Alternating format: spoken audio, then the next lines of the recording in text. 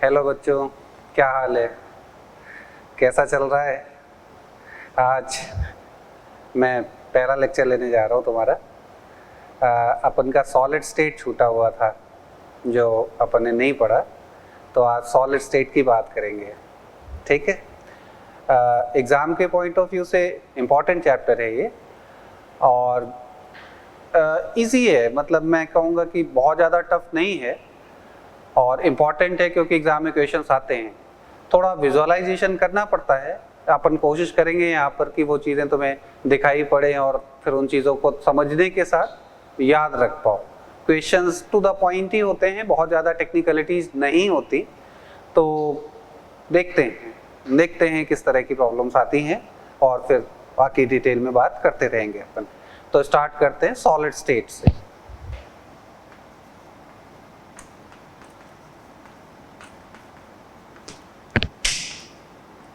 Solid state of matter, जैसे class 11th में अपन liquid gases state of matter की बात करते हैं, इसी तरह से 12th में एक टॉपिक है सॉलिड स्टेट। एक्चुअली इस चैप्टर में किया क्या जाता है, पहले मैं उसके बारे में थोड़ा सा आइडिया दे दूं जिसके बारे में डिटेल में हमें इस चैप्टर में पढ़ना है। तो ये चैप्टर मेनली मैटर के सॉलिड स्टेट में उस मैटर के अंदर प्रेजेंट कॉन्स्टिट्यूएंट पार्टिकल्स का 3 डायमेंशन में अरेंजमेंट को डिस्कस करता है। से फॉर एग्जांपल जैसे ये चौक है, तो चौक मान लेते हैं कि कैल्शियम कार्बोनेट है ये, तो इसका मतलब ये कैल्शियम कार्बोनेट में कैल्शियम आयंस होंगे, कार्बोनेट आयंस होंगे और वो अपने आप को एक तरह से अरेंज करके ये सॉलिड स्टेट हमें दिखाई पड़ रहा है। तो हमारा डिस्कशन यहाँ इस बात का होगा कि आयंस या एटम्स या मॉलिक्यूल्स अपने आप को 3 डायमेंशन में किस तरह से किस डिफरेंट तरह से अरेंज करते हैं और उस अरेंजमेंट के पीछे लॉजिक क्या क्या होते हैं देखते हैं। तो this chapter deals with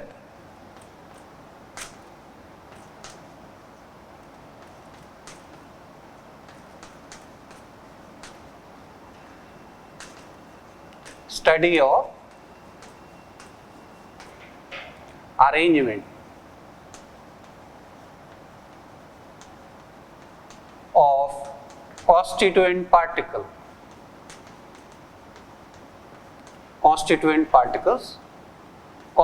particles का मीनिंग मैं यहाँ ब्रैकेट में लिख दे रहा हूँ। constituent particles may be atoms, may be molecules, may be ions। कोई भी सॉलिड आयन से मिलकर बना हो सकता है या एटम से मिलकर बना हो सकता है या मॉलिक्यूल से मिलकर बना होता है। से फॉर एग्जांपल जैसे अगर हम बात करें ग्रेफाइट की, तो that graphite is made up of carbon atoms which are arranged in a regular pattern. Say for example ice is made up of H2O molecules जो अपने आप में किसी तरह से अरेंज्ड है, जिसके बारे में डिटेल में बात करनी है। इसी तरह से कोई भी सॉलिड होगा उसके कॉन्स्टिट्यूएंट पार्टिकल्स होंगे और वो अपने आप को एक तरह से अरेंज करे होंगे। तो हमें इस चैप्टर में डिटेल में उसी अरेंजमेंट के बारे में डिस्कशन करना है। तो this chapter deals with study of arrangement of atoms of constituent particles in 3-dimensional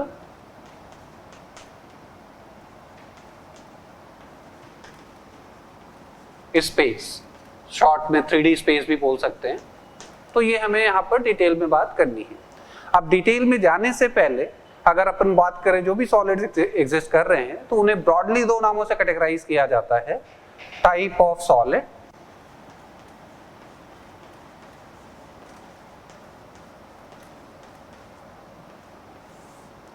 एक नाम है crystalline solid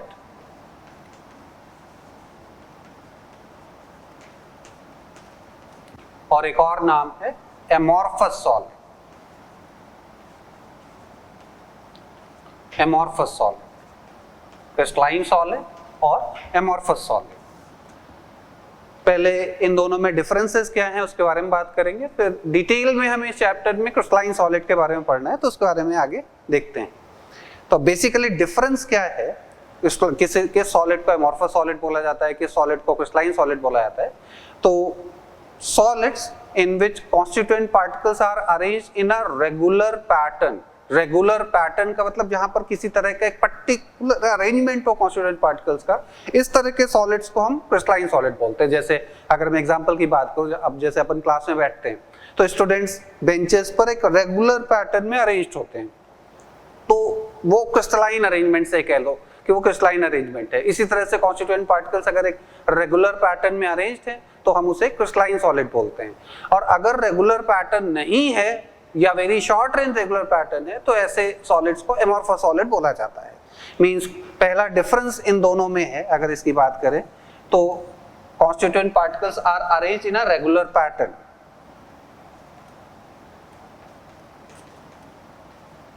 constituent particles are arranged in a regular pattern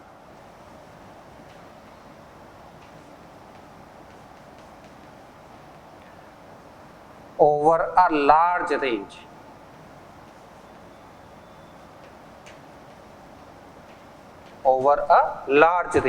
means constituent particles का अरेंजमेंट एक तरह का हमें काफी दूर तक दिखाई पड़ेगा। मे बी कुछ दूरी के बाद रेगुलर पैटर्न होगा लेकिन उसकी डायरेक्शन में भी चेंज हो, जैसे अभी अपन डायग्राम से इस चीज को देखेंगे। Means there is a regularity, हमें एक पैटर्न दिखाई पड़ेगा, जबकि एमॉर्फस सॉलिड में किसी भी तरह का पैटर्न देखने को नहीं मिलता। There is no regular pattern, no regular pattern.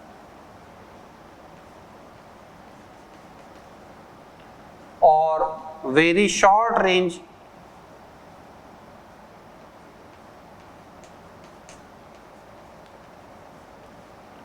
regularity is observed. Means amorphous solid में रेगुलरिटी नहीं दिखाई पड़ती, क्रिस्टलाइन सॉलिड में रेगुलरिटी दिखाई पड़ती है। अगर मैं इसको डायग्राम से दिखाऊं तो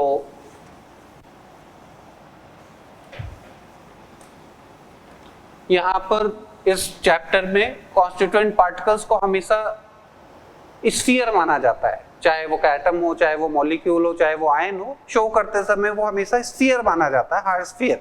और जैसे फॉर एग्जांपल मैंने यहाँ पर एक डायग्राम दिखाया है जिसमें कॉन्स्टिट्यूएंट पार्टिकल्स का एक रेगुलर अरेंजमेंट शो किया है।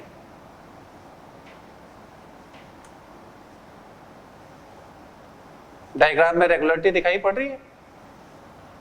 मीन्स मैं यहाँ पर कॉन्स्टिट्यूएंट पार्टिकल को शो करते समय ध्यान रख रहा हूं कि कैसे भी करके अब ना शो करते।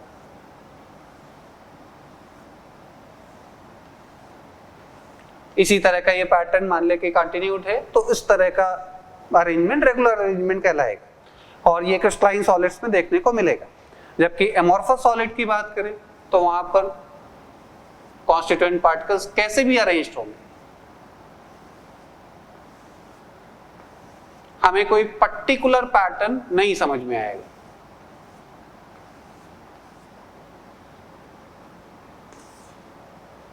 ये एमॉर्फस सॉलिड के लिए मैंने डायग्राम दिखाया है, जबकि ये क्रिस्टलाइन सॉलिड के लिए है। मतलब यहाँ पर रेगुलरिटी अगर ऑब्जर्व होगी भी तो मे बी कि ऐसा लगे कि दो तीन चार एटम एक रेगुलर पैटर्न में है, लेकिन वो पर्टिकुलर पैटर्न रिपीट होता हुआ दिखाई नहीं पड़ेगा। तो एमॉर्फस सॉलिड हम इन्हें बोलते हैं, जबकि क्रिस्टलाइन सॉलिड की बारे में ये आइडिया है कि वहां पर रेगुलरिटी देखने को मिलेगी। इसके अलावा फर्दर डिफरेंसेस की बात करें तो एक बहुत इंपॉर्टेंट डिफरेंस है क्रिस्टलाइन सॉलिड और एमॉर्फस सॉलिड में। मैं यहाँ पर इसको हटा रहा हूं, थोड़ी स्पेस बने।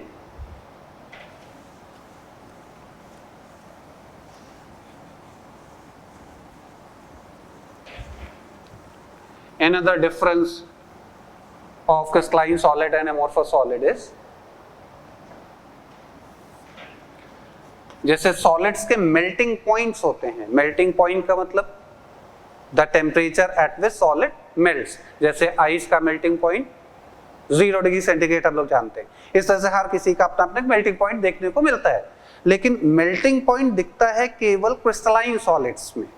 एमॉर्फस सॉलिड्स का फिक्स्ड मेल्टिंग पॉइंट ऑब्जर्व नहीं होता। मतलब क्रिस्टलाइन सॉलिड दे है फिक्स्ड मेल्टिंग पॉइंट, जबकि एमॉर्फस सॉलिड में दे डू नॉट है। अगर इसको समझे कि आखिर ये ऐसा क्यों है, तो मेल्टिंग पॉइंट का मतलब है कि कोई भी सॉलिड मेल्ट हो रहा है, लिक्विड स्टेट में जा रहा है। अब कोई भी सॉलिड मेल्ट हो रहा है या लिक्विड स्टेट में जा रहा है, इसका मीनिंग क्या है अगर इसको समझे तो जैसे सॉलिड स्टेट में जो भी कॉन्स्टिट्यूएंट पार्टिकल्स हैं वो एक पर्टिकुलर रेगुलर पैटर्न में अरेंज्ड है, और हर कॉन्स्टिट्यूएंट पार्टिकल अपने अगल बगल के कॉन्स्टिट्यूएंट पार्टिकल के साथ एक पर्टिकुलर तरह का अट्रैक्शन में होगा, इंटरेक्शन होगा। अब अगर कोई सॉलिड मेल्ट हो रहा है, इसका ये मीनिंग है कि ये जो भी इंटरेक्शंस हैं ये ब्रेक होंगे। यही कहानी अमोर्फस सॉलिड्स में भी है कि वहां पर भी कोई भी कॉन्स्टिट्यूएंट पार्टिकल होगा तो वो भी अपने सराउंडिंग पार्टिकल के साथ इंटरेक्ट कर रहा होगा, और जब उसे मेल्ट किया जाएगा तो वो इंटरेक्शंस ब्रेक होंगे।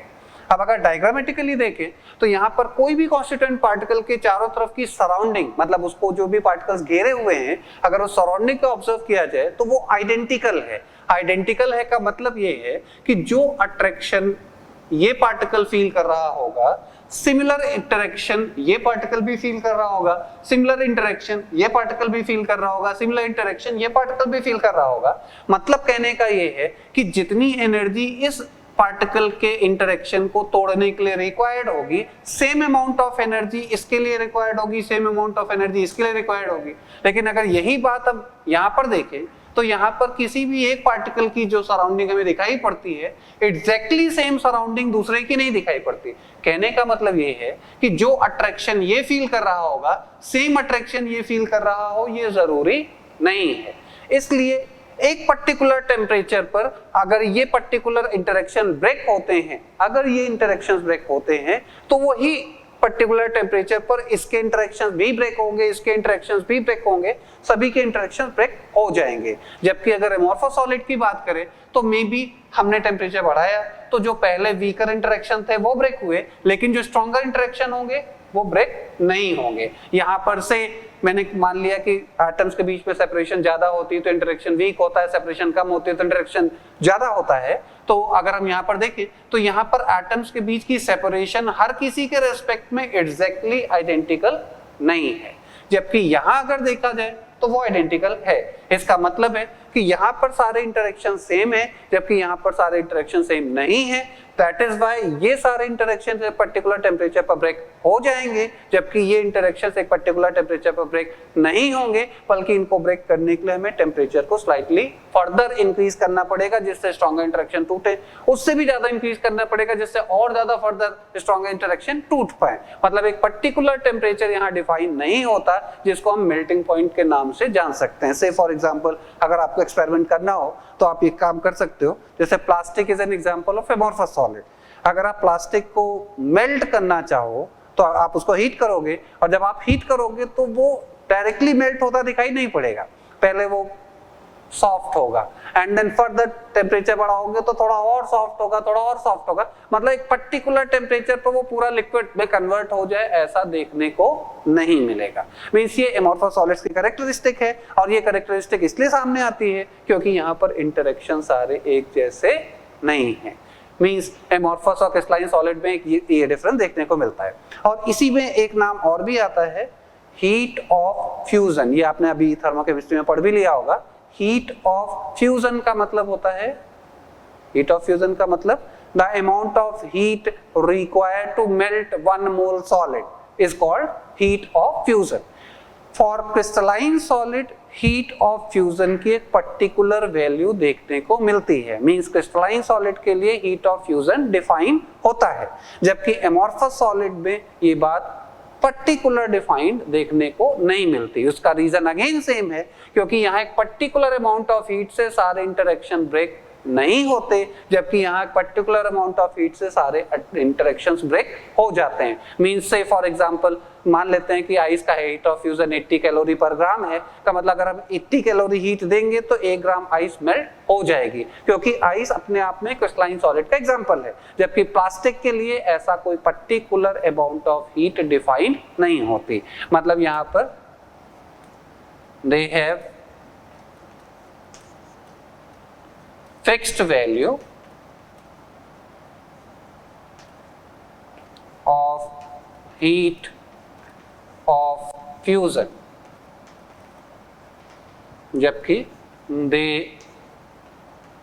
do not have। Amorphous solid में ये चीज देखने को नहीं मिलती, क्रिस्टलाइन सॉलिड में ये बात देखने को मिलती है। तो ये अपन याद रख सकते हैं, crystalline solid regular pattern, amorphous solid irregular pattern. Crystalline solid एक पर्टिकुलर एटम की सराउंडिंग, एक पर्टिकुलर एटम की सराउंडिंग का मतलब एक पर्टिकुलर एटम जिन एटम से घिरा हुआ होगा वो कहानी जो एक एटम के चारों तरफ बन रही होगी सेम कहानी दूसरे के भी चारों तरफ बनेगी, तीसरे के भी चारों तरफ बनेगी। लेकिन एमॉर्फस सॉलिड में ये पर्टिकुलर चीज देखने को नहीं मिलती। इसके अलावा फर्दर डिफरेंस की बात करें तो एक और डिफरेंस देखने को मिलता है कि क्रिस्टलाइन सॉलिड्स को अगर हम कट करें, ब्रेक करें, तो नए फेसेस जनरेट होंगी, नई एजेस जनरेट होंगी। तो अगर कोई सॉलिड क्रिस्टलाइन सॉलिड का एग्जांपल है, इन दैट केस जो सरफेस क्रिएट होगा वो फ्लैट होगा, जो एजेस क्रिएट होंगी वो शार्प होंगी, जो कॉर्नर क्रिएट होंगे वो शार्प होंगे। जबकि अगर यही एमॉर्फस सॉलिड का एग्जांपल हुआ तो ऐसा देखने को नहीं मिलेगा। कैसा देखने को मिलेगा? तो वहां पर कोई रेगुलरिटी नहीं होगी, मतलब किसी भी तरह का अरेंजमेंट दिख सकता है। इसके लिए मैं एग्जांपल दे देता हूं, जैसे अगर अपन कांच का टुकड़ा गिरा दें तो टूटेगा, और अगर उन टूटे हुए टुकड़ों को ऑब्जर्व करें तो जो नए सरफेसेस क्रिएट होंगे वो कर्व देखने को मिलेंगे या कैसे भी देखने को मिलेंगे, कोई एक पर्टिकुलर पैटर्न दिखे ये जरूरी नहीं है। मींस एमॉर्फस सॉलिड होगा तो कट करने पर flat face, sharp edges generate हो, ये जरूरी नहीं होता। जबकि अगर क्रिस्टलाइन सॉलिड है तो वहां पर ये जरूरी होगा कि फ्लैट फेसेस देखने को मिले, शार्प एजेस पे। Means solid when cut generates flat faces and sharp edges, जबकि amorphous solid में they do not have। क्यों नहीं होता? क्योंकि यहां पर रेगुलर पैटर्न है इसलिए ऐसा ऑब्जर्व होगा, यहां पर रेगुलर पैटर्न नहीं है इसलिए ऐसा ऑब्जर्व नहीं होगा। एक और डिफरेंस है जिसमें एक वर्ड सामने आता है, थोड़ा सा टिपिकल है उसको समझना, लेकिन फिर भी कोशिश करते हैं। एक वर्ड है आइसोट्रोपिक और एनाइसोट्रोपिक। मींस मैं पहले लिख देता हूं, देन फर्दर अपन इसको डिस्कस करेंगे। Crystalline solids are anisotropic, they are anisotropic, जबकि amorphous solids are isotropic, they are isotropic। Anisotropic और आइसोट्रोपिक वर्ड्स का मीनिंग क्या है उसको समझते हैं। जैसे सॉलिड्स की बहुत सारी फिजिकल प्रॉपर्टीज होती हैं, से for example refractive index, heat capacity, resistance, बहुत सारी प्रॉपर्टीज हैं। हम रिफ्रैक्टिव इंडेक्स की बात करते हैं। रिफ्रैक्टिव इंडेक्स के एक्सपेरिमेंट भी अपन 12th में करते हैं, किसी भी ग्लास का रिफ्रैक्टिव इंडेक्स निकालना। ऐसे बहुत सारी फिजिकल प्रॉपर्टीज हो सकती हैं। तो एनाइसोट्रोपिक या आइसोट्रोपिक वर्ड का मीनिंग क्या है? सब्सटेंस की कोई भी फिजिकल प्रॉपर्टी का जब मेजरमेंट किया जाए, से फॉर एग्जांपल हमें ग्लास बार का रिफ्रैक्टिव इंडेक्स मेजर करना है, मैं यहाँ इसको हटा रहा हूं।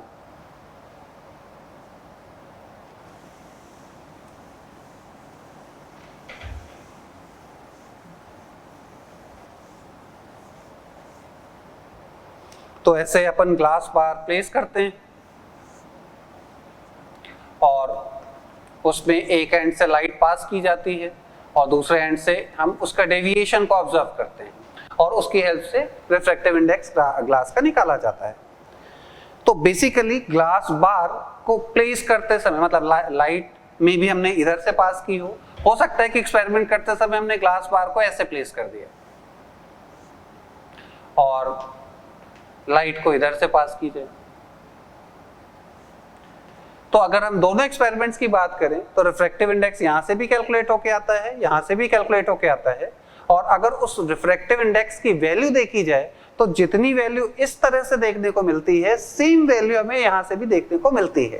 कहने का मतलब ये है कि हमने सॉलिड को रोटेट भी कर दिया तो भी इसकी physical property that is refractive index की वैल्यू सेम बनी है।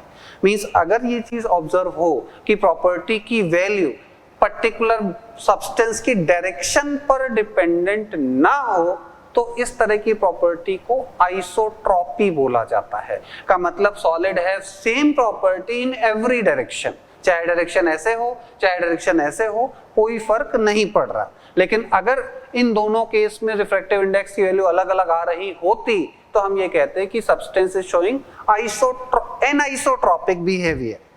एनाइसोट्रॉपिक बिहेवियर का मीनिंग है कि substance is showing different values of physical properties in different direction of its measurement, जबकि आइसोट्रॉपिक का मीनिंग है कि substance is showing same value of physical property in every direction of measurement. मैं इसको दूसरे एग्जांपल से समझाता हूं। से फॉर एग्जांपल क्लास अपन की बैठी हुई है और एक पर्टिकुलर रेगुलर अरेंजमेंट क्लास में देखने को मिल रहा है। बच्चे अपने अपनी सीट पे एक रेगुलर पैटर्न में अरेंज्ड है, आप इमेजिन कर सकते हो। और सपोज कि हमें सबसे लास्ट में सबसे कॉर्नर पर जो स्टूडेंट बैठा हुआ है उस तक पहुंचना है, बहुत शैतानी कर रहा है, तो हमें उस तक पहुंचना है। तो उस तक पहुंचने के हमारे पास रास्ते क्या होंगे? मैं बीच से चला जाऊं और फिर उस तक वहां पर पहुंच जाऊं, सबसे बीच से जाऊं क्लास में सबसे लास्ट तक और फिर उस लास्ट रो पे मूव करते हुए उस स्टूडेंट तक पहुंच जाऊं। दूसरा तरीका भी हो सकता है। दूसरा तरीका ये है कि मैं बेंचेस के ऊपर से चढ़ता हुआ चला जाऊं, उस तक पहुंच जाऊं। या तीसरा तरीका कोई और भी हो सकता है, आप सुझा सकते हो। तो कहने का मतलब ये है कि क्या हर तरीके से मूवमेंट में जो एफर्ट मुझको करना पड़ा वो सेम है या डिफरेंट है? अंदाजा लगा सकते हो, सेम है या डिफरेंट है? तो डिफरेंट होगा। डिफरेंट होगा का मतलब वो वैल्यू जो एफर्ट्स हमें लगाने पड़ रहे हैं वो वैल्यू डायरेक्शन पर डिपेंडेंट है। मींस अगर मैं बीच से जाऊंगा तो मैं रिलेटिवली कंफर्टेबली वहां तक पहुंचूंगा, अगर मैं बेंचेस के ऊपर से चढ़ता हुआ जाऊंगा तो फिर सीन कुछ डिफरेंट टाइप का क्रिएट होगा। मींस अलग अलग डायरेक्शन में मूवमेंट अलग अलग तरह का दिख रहा है, एफर्ट्स अलग अलग तरह के दिख रहे हैं। तो इस तरह का बिहेवियर कहलाता है एनाइसोट्रॉपिक, मतलब बिहेवियर डायरेक्शन पर डिपेंडेंट है। लेकिन अगर सिचुएशन कुछ इस तरह की हो कि सपोज क्लासरूम के सारे स्टूडेंट्स एक क्राउड के रूप में खड़े हैं और क्लासरूम में कोई भी बेंच नहीं है। इमेजिन करो क्राउड के रूप में खड़े और उस क्राउड में कोई बीच में कोई एक बच्चा है जिसकी कुछ प्रॉब्लम होने लग गई है, वॉमिटिंग आने लग गई है, कुछ भी होने लग गया है और हमें उसको बचाना है, उस तक पहुंचना है। तो किधर से उसको अप्रोच करें कि हम कंफर्टेबली पहुंच जाएं? किधर से भी कर लो, हर तरफ वैसे ही इरेगुलरिटी है। तो इस तरह का जो बिहेवियर है that is called isotropic. Isotropic का मतलब किसी भी डायरेक्शन से हम जाएं, कोई एक पर्टिकुलर पैटर्न है ही नहीं, इसलिए हमें सेम एफर्ट हर डायरेक्शन से देखने को मिलेगा। मतलब अगर प्रॉपर्टी की वैल्यू डायरेक्शन बदलने से चेंज नहीं हो रही तो इस तरह का बिहेवियर कहलाता है आइसोट्रॉपिक। अगर प्रॉपर्टी की वैल्यू भी डायरेक्शन बदलने से चेंज हो रही है तो इस तरह का बिहेवियर कहलाता है एनाइसोट्रॉपिक। मैं एक एग्जांपल और देता हूं इसको समझने के लिए। हालांकि मैं जो एग्जांपल देने जा रहा हूं वो सब्सटेंस क्रिस्टलाइन नहीं है, लेकिन फिर भी just for the shake of कि हमें ये वर्ड समझ में आए। जैसे सपोज कि हमारे पास एक वुड स्टिक है, लकड़ी है, लकड़ी की एक छड़ी हमें दी गई है। अब इस छड़ी को हमें दो टुकड़े करने हैं। तो एक ऑप्शन ये है कि ये ऐसे तोड़ दीजिए, या दूसरा ऑप्शन ये है कि इसको चीर दिया जाए। चीरना समझ लो, चीर दिया जाए मतलब ये इस तरह से दो टुकड़े करने की बजाय हमें इसको ऐसे दो पार्ट में बांटना है।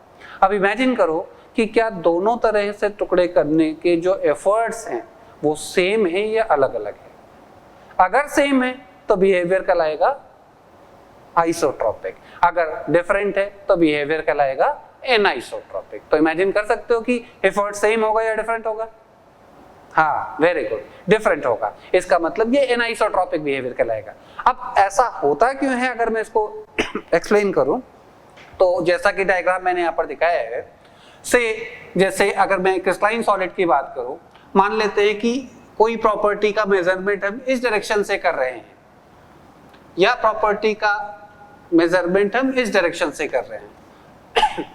तो इस डायग्राम से देखकर अंदाजा लगाओ कि इस डायरेक्शन में कॉन्स्टिट्यूएंट पार्टिकल्स का अरेंजमेंट दिख रहा है, जबकि इस डायरेक्शन में कॉन्स्टिट्यूएंट पार्टिकल्स का अरेंजमेंट अलग तरह का है। मींस जो प्रॉपर्टी इस सॉलिड के पार्टिकल से इंटरेक्ट कर रही होगी, से फॉर एग्जांपल लाइट पास हो रही है, तो जो लाइट इन पार्टिकल से इंटरेक्ट कर रही होगी, क्या दोनों डायरेक्शन में उसका इंटरेक्शन सिमिलर दिखता है या अलग अलग दिखता है? हाँ, वेरी गुड, अलग अलग है।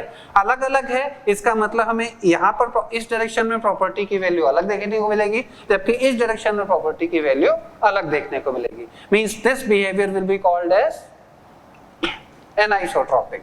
जबकि अगर यहाँ पर बात करें, एक डायरेक्शन ये है, एक डायरेक्शन ये है, एक डायरेक्शन ये है, हर डायरेक्शन में मोर और लेस एवरेज इररेगुलर पैटर्न ही है, तो यहाँ पर चाहे डायरेक्शन कोई सी भी हो, प्रॉपर्टी की वैल्यू हमें सेम देखने को मिलती है। चूंकि glass is an example of amorphous solid, that is why हमें रिफ्रैक्टिव इंडेक्स की वैल्यू हर डायरेक्शन से सेम ही देखने को मिलती है।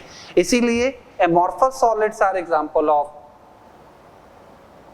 Anisotropic substance, sorry isotropic substance, जबकि crystalline solids are example of anisotropic substance. Again anisotropic substance का मतलब substance whose value of properties of certain physical values depends upon direction of measurement, जबकि आइसोट्रॉपिक सब्सटेंस का मतलब property की value हर direction में हमें सेम देखने को मिलेगी। आई होप कि आप समझ में आया होगा कि मैं कहना क्या चाह रहा हूं, और इसको आप याद भी रखेंगे।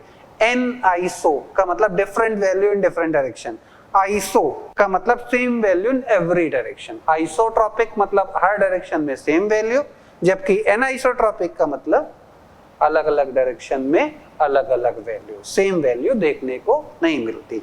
तो ये कुछ डिफरेंसेस हैं क्रिस्टलाइन सॉलिड में, एमोर्फस सॉलिड में। मैं फिर से रिपीट कर रहा हूँ, क्रिस्टलाइन सॉलिड का मतलब जहां पर कॉन्स्टिट्यूएंट पार्टिकल्स का अरेंजमेंट रेगुलर पैटर्न में देखने को मिल रहा है ओवर अ लार्ज रेंज, जबकि एमोर्फस सॉलिड में रेगुलर पैटर्न देखने को नहीं मिलता।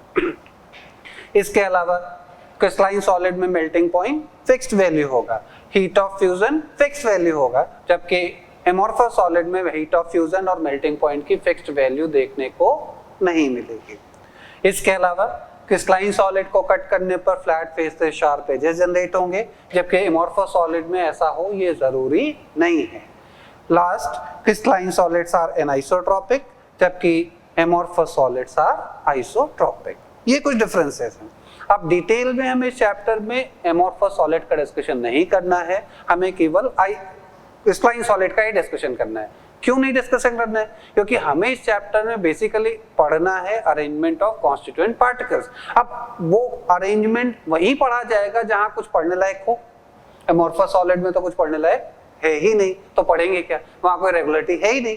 क्रिस्टलाइन सॉलिड में रेगुलरिटीज है, तो वो किस किस तरह के पैटर्न हो सकते हैं उसके बारे में हम लोग यहाँ पर डिटेल में बात करेंगे।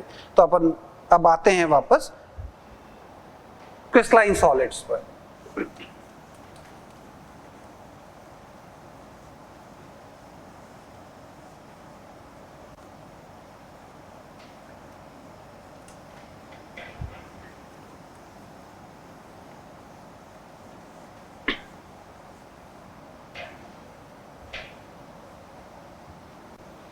तो सबसे पहले बात करते हैं कुछ क्लासिफिकेशन ऑफ क्रिस्टलाइन सॉलिड।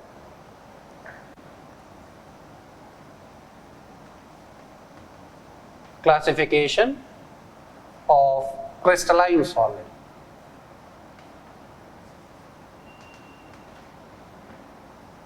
इन्हें दो तरह से क्लासिफाई किया जाता है। पहला क्लासिफिकेशन है based on arrangement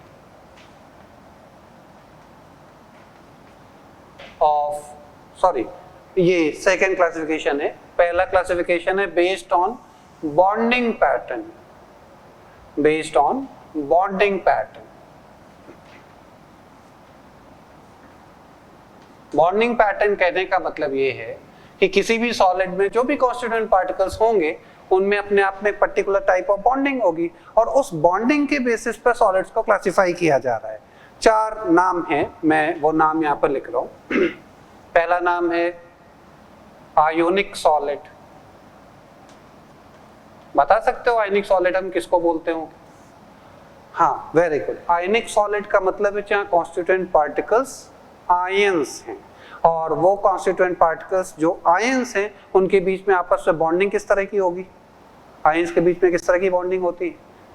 ionic bonding. Very good. तो आयनिक बॉन्डिंग के बेसिस पर वो आयंस आपस में होल्ड होंगे और इस तरह के सॉलिड को आयोनिक सॉलिड बोलते हैं। मतलब सॉलिड जिसमें बॉन्डिंग आयनिक बॉन्डिंग है वो सॉलिड आयोनिक सॉलिड के एग्जांपल होते हैं, जैसे NaCl, जैसे KCl, जैसे कोई सा भी आयनिक कंपाउंड होगा तो वो आयनिक सॉलिड का एग्जांपल बनेगा। Constituent particles are ions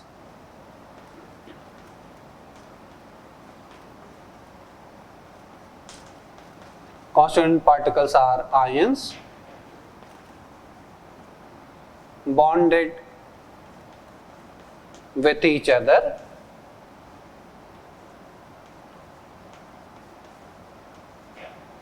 through ionic bond. For example, NaCl, KCl, ZNS, etcetera, ये सब आयनिक सॉलिड के एग्जाम्पल बनेंगे। दूसरा नाम है कोवेलेंट सॉलिड। कोवेलेंट सॉलिड, इसका एक और नाम भी है network solid.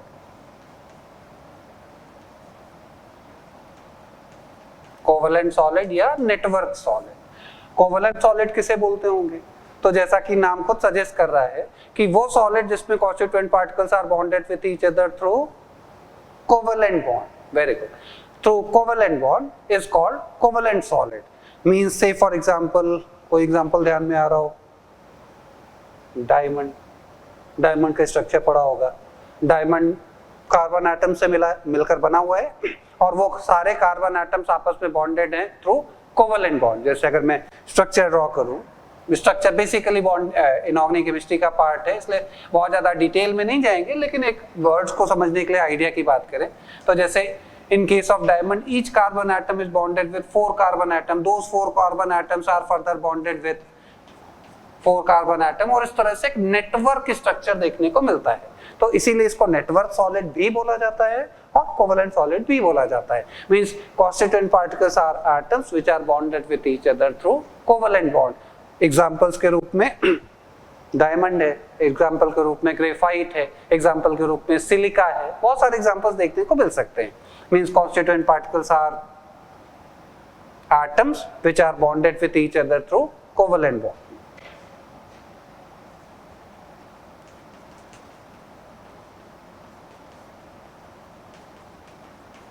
Particles are atoms bonded with each other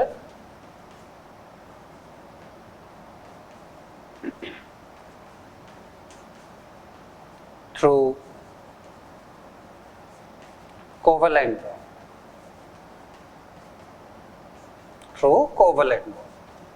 तो वो कोवेलेंट सॉलिड के एग्जांपल हो गए। इसके अलावा तीसरा नाम है, जैसे अपन बॉन्डिंग में किस किस तरह की बॉन्डिंग पढ़ते हैं? Ionic bonding, covalent bonding, coordinate is example of covalent bonding. इसके अलावा मेटेलिक बॉन्डिंग। हाँ, वेरी गुड। तो मेटेलिक बॉन्डिंग के बेसिस पर भी एक तरह का सॉलिड तुम्हें देखने को मिलेगा। तीसरा नाम है metallic solid. Metallic solid, metallic solid उन्हें बोला जाता है जिसमें bond metallic bond. Metallic bond किसमें होगा? जैसे आयरन, कॉपर, जिंक, कोई सा भी मेटल होगा तो उसमें जो भी एटम्स होंगे those are all bonded with each other through metallic bond, तो वो मेटेलिक सॉलिड का एग्जांपल कहलाएगा। Means again constituent particles atoms है which are bonded with each other through metallic bond.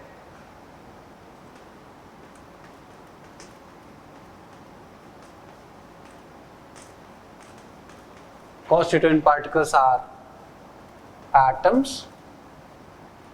bonded with each other through metallic bond. ये particular part physical कम inorganic chemistry ज्यादा है, तो अभी हमें एग्जांपल्स पूछे जाते हैं कि ये सॉलिड किस तरह का सॉलिड का एग्जांपल है, तो उसके पॉइंट ऑफ व्यू से हमें ये नाम यूज करने होते हैं। आयनिक solid, covalent solid, metallic solid. क्या इन तीनों नामों में सारे सॉलिड आ जाएंगे या कोई और नाम की जरूरत पड़ेगी? जैसे अगर बात करें आइस की, तो आइस का स्ट्रक्चर भी पढ़ा होगा। आइस का स्ट्रक्चर कैसा होता है? आइस में कॉन्स्टिट्यूएंट पार्टिकल्स क्या है? हाइड्रोजन, ऑक्सीजन नहीं, कॉन्स्टिट्यूएंट पार्टिकल्स है H2O molecules, and those H2O molecules are arranged in the solid, or those H2O molecules are bonded with each other through hydrogen bonding. Very good. Means वहां अगर अपन बात करें तो constituent particles molecules हैं, ना कि atoms हैं या आयंस हैं। जैसे अभी तक जो तीन नाम मैंने लिखे थे, आयनिक सॉलिड या कोवलेंट सॉलिड या मेटेलिक सॉलिड, यहाँ कॉन्स्टिट्यूएंट पार्टिकल या तो एटम था या तो आयन था। लेकिन एक और कैटेगरी है, that is called molecular solid. In case of molecular solid, constituent particles actually molecules हैं, and those molecules are bonded with each other through secondary bonding। जैसे जब bonding पढ़ाई जाती है तो वहां पर primary bonding, secondary bonding दो नाम लिए जाते हैं। primary bonding का मतलब covalent bond, ionic bond, metallic bond, और secondary bonding का मतलब weak van der Waals forces, hydrogen bonding, dipole dipole interaction. तो यहाँ पर वही नाम फिर से दोबारा सामने आने जा रहे हैं। मींस कॉन्स्टिट्यूएंट पार्टिकल्स मॉलिक्यूल्स हैं, और वो मॉलिक्यूल्स आपस पे बॉन्डेड हैं थ्रू सेकेंडरी बॉन्ड। मैं पहले लिख देता हूँ।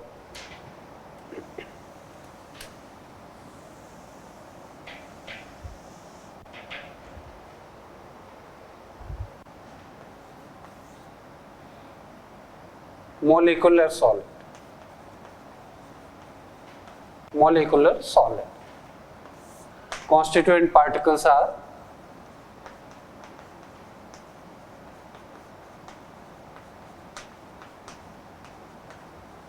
molecules bonded with each other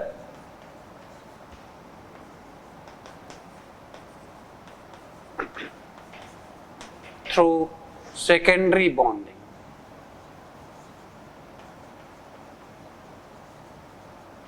secondary bonding, और on the basis of secondary bonding इस पर्टिकुलर सॉलिड को फर्दर तीन नामों से कैटेगराइज किया जाता है। तीन नाम है hydrogen bonded molecular solid, polar molecular solid और non polar molecular solid.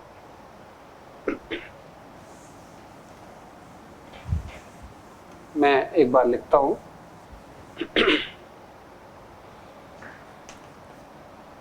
H bonded molecular solid, अगर एग्जाम्पल की बात करें तो जैसे ice, in case of ice there are constituent particle H2O molecules, and those H2O molecules are bonded with each other through hydrogen bonding। इसी तरह से दूसरा नाम है polar molecular solid. Polar molecular solid का मीनिंग है constituent particles are molecules which are bonded with each other through dipole dipole interaction। means molecules are polar in nature, और अगर polar molecules होंगे तो आपस में किस तरह का इंटरेक्शन लगाएंगे, तो वो dipole dipole interaction होगा। जैसे for example solid HCl। Solid HCl का मतलब अगर हम HCl के स्ट्रक्चर की बात करें तो HCl के बीच यहाँ पर जो भी बॉन्ड बना हुआ है, क्योंकि क्लोरीन की इलेक्ट्रोनेगेटिविटी हाइड्रोजन से ज्यादा है, इसलिए यहाँ पर पार्शियल नेगेटिव चार्ज होगा, यहाँ पार्शियल पॉजिटिव चार्ज होगा, और ये मॉलिक्यूल पोलर कहलाएगा। सिमिलरली इसका दूसरा मॉलिक्यूल भी पोलर होगा, जिसमें पॉजिटिव और नेगेटिव एंड होंगे, और नेगेटिव एंड और पॉजिटिव एंड के बीच में आपस में इंटरेक्शन होगा। तो इस तरह का इंटरेक्शन डाइपोल डाइपोल इंटरेक्शन कहलाता है, जो आईओसी में अपन पढ़ते हैं। तो इस तरह का सॉलिड को बोला जाता है पोलर मोलिकुलर सॉलिड। और एक लास्ट नाम है non polar molecular solid. Non polar molecular solid. Non polar molecular solid में कौन से सॉलिड्स आते होंगे? तो यहाँ पर वो सॉलिड्स हैं जिनके मॉलिक्यूल्स नॉन पोलर हैं, और अगर नॉन पोलर मॉलिक्यूल्स हैं तो उनमें आपस में किस तरह का इंटरेक्शन लग रहा होगा, तो नॉन पोलर मॉलिक्यूल्स के बीच में आपस में वॉन डेर वाल इंटरेक्शन लग रहा होगा। मींस यहाँ पर जैसे एग्जांपल की बात करें तो ड्राई आइस, ड्राई आइस का मतलब सॉलिड CO2, CO2 के स्ट्रक्चर की बात करें तो वो पोलर है या नॉन पोलर, ये बॉन्ड पोलर है क्योंकि ऑक्सीजन की इलेक्ट्रोनेगेटिविटी कार्बन से ज्यादा है। सिमिलरली ये बॉन्ड भी पोलर है क्योंकि ऑक्सीजन की इलेक्ट्रोनेगेटिविटी कार्बन से ज्यादा है, और इस बॉन्ड का डायपोल मोमेंट की डायरेक्शन इधर होगी, इस बॉन्ड के डायपोल मोमेंट की डायरेक्शन इधर होगी, और चूंकि ये दोनों बॉन्ड्स के बीच का एंगल 180 डिग्री होगा इसलिए ये दोनों डायपोल मोमेंट्स एक दूसरे को कैंसिल आउट कर देंगे, जिसका नेट रिजल्ट ये होगा कि ये मॉलिक्यूल नॉन पोलर होगा। और अगर नॉन पोलर हुआ तो सभी सॉलिड में जो भी नॉन पोलर मॉलिक्यूल्स होंगे इसी तरह के, वो आपस में van der Waals force of attraction से इंटरैक्ट करेंगे। तो इस तरह का सॉलिड कहलाता है नॉन पोलर मॉलिक्यूलर सॉलिड। और अगर एक डिफरेंस की बात करें तो जैसे इसके पहले हमने नाम लिखे थे आयनिक solid, covalent solid, metallic solid, जिसमें जो बॉन्डिंग पैटर्न था वो स्ट्रॉन्ग बॉन्ड्स रिस्पॉन्सिबल थे कॉन्स्टिट्यूएंट पार्टिकल्स को होल्ड करने के लिए, जबकि इन केस ऑफ मॉलिक्यूलर सॉलिड जो फोर्सेस इन्वॉल्व है या जो बॉन्डिंग इन्वॉल्व है वो वीक काइंड ऑफ बॉन्डिंग है। इसीलिए अगर अपन से पूछा जाए कि किन सॉलिड्स के मेल्टिंग पॉइंट्स लो होंगे, अगर चारों तरह के सॉलिड्स की बात की जाए तो किस तरह के सॉलिड्स के मेल्टिंग पॉइंट लो देखने को मिलेंगे, तो मेल्टिंग पॉइंट्स उस सॉलिड्स के लो देखने को मिलेंगे जिनके बॉन्ड्स आसानी से टूट जाएं। कौन से बॉन्ड्स आसानी से टूट जाएंगे, जो सबसे ज्यादा वीक हो, और कौन से सबसे ज्यादा वीक होंगे, secondary bond. Means molecular solids के अगर हम मेल्टिंग पॉइंट्स के डेटा देखें तो वो इससे पहले जो तीन नाम लिखे गए थे, that is ionic solid, covalent solid, metallic solid, उन सभी के कंपैरिजन में मॉलिक्यूलर सॉलिड्स के मेल्टिंग पॉइंट की वैल्यूज कम देखने को मिलती है। मींस जैसे आइस की ही बात करें तो आइस का मेल्टिंग पॉइंट 0 डिग्री सेंटीग्रेड है। अगर हम आयरन की बात करें, आयरन का मेल्टिंग पॉइंट कितना है, तो आयरन का मेल्टिंग पॉइंट होगा अराउंड 1200 डिग्री सेंटीग्रेड से भी ज्यादा। मींस आप अंदाजा लगा सकते हो कि कितना वाइड डिफरेंस है, और ये वाइड डिफरेंस क्यों है, क्योंकि उनके बीच में बॉन्डिंग पैटर्न इस तरह का है। तो यहाँ पर हमसे इक्वेशंस पूछे जाते हैं, हमें सॉलिड के एग्जांपल दे दिए जाएंगे, हमसे पूछा जाएगा कि किस तरह के सॉलिड का एग्जांपल होगा, तो उसका आंसर करने के लिए हमें उसमें बॉन्डिंग पैटर्न का अंदाजा होना चाहिए। मैं एक दो पॉइंट्स यहाँ पर बोल दे रहा हूँ जिसको याद रखना सॉलिड्स को पहचानने के लिए। जैसे क्रिस्टलाइन और एमोर्फस में डिफरेंस की बात करें, जैसे नाम सुना होगा पॉलीमर्स, पॉलीमर्स का कोई भी नाम आए जैसे पॉलीथीन, टेफलॉन, ये इस तरह का कोई सा भी नाम अगर सामने आता है तो आंख बंद करके सारे पॉलीमर्स एग्जाम्पल होते हैं एमोर्फस सॉलिड के। Means all polymers are example of amorphous solid. In general ज्यादातर सॉलिड्स तो क्रिस्टलाइन सॉलिड के एग्जाम्पल होते हैं, लेकिन अगर हमें पॉलीमर नाम दिया गया तो वो एमोर्फस सॉलिड का एग्जाम्पल होगा, तो वो अपन याद में रखेंगे। इसके अलावा जैसे अगर बात करें सॉलिड बेंजीन की, तो सॉलिड बेंजीन किस तरह का एग्जांपल बनेगा, सॉलिड बेंजीन का मतलब बेंजीन का मॉलिक्यूल हुआ। अब बेंजीन का अगर मॉलिक्यूल है तो वो बहुत सारे मॉलिक्यूल्स मिलकर सॉलिड बेंजीन बना रहे होंगे, तो वो सारे बेंजीन के मॉलिक्यूल्स आपस में किस तरह का इंटरेक्शन शो करेंगे, तो बेंजीन नॉन पोलर होता है। इसका मतलब एक मॉलिक्यूल ऑफ बेंजीन दूसरा मॉलिक्यूल ऑफ बेंजीन आपस में किस तरह का इंटरेक्शन शो कर रहा होगा, तो वो नॉन पोलर मॉलिक्यूलर सॉलिड का एग्जांपल बनेगा। तो इस तरह से बॉन्डिंग पैटर्न के बेसिस पर सॉलिड्स को क्लासिफाई किया जाता है। ये एक क्लासिफिकेशन है। इसके अलावा दूसरा क्लासिफिकेशन है बेस्ड ऑन अरेंजमेंट, जिसको हमें डिटेल में डिस्कस करना है। हमारे जो मेन क्वेश्चंस इस पर्टिकुलर चैप्टर से देखने को मिलते हैं वो इसी पर बेस्ड है कि कॉन्स्टिट्यूएंट पार्टिकल्स अपने आप को किस किस डिफरेंट तरह से अरेंज कर सकते हैं। तो वो अपन नेक्स्ट लेक्चर में बात करेंगे। अभी आज जितना भी हम लोगों ने बात की है इसको समझना है और इसको समझने के साथ याद रखना है। मैं की पॉइंट्स के बारे में बात कर लूँ तो जैसे हमने आज बात की है difference between crystalline solid and amorphous solid, और उसमें एक पर्टिकुलर वर्ड आया है जो थोड़ा अजीब लग सकता है, आइसोट्रोपिक एंड आइसोट्रोपिक, तो इसको समझना है, ध्यान में रखना है।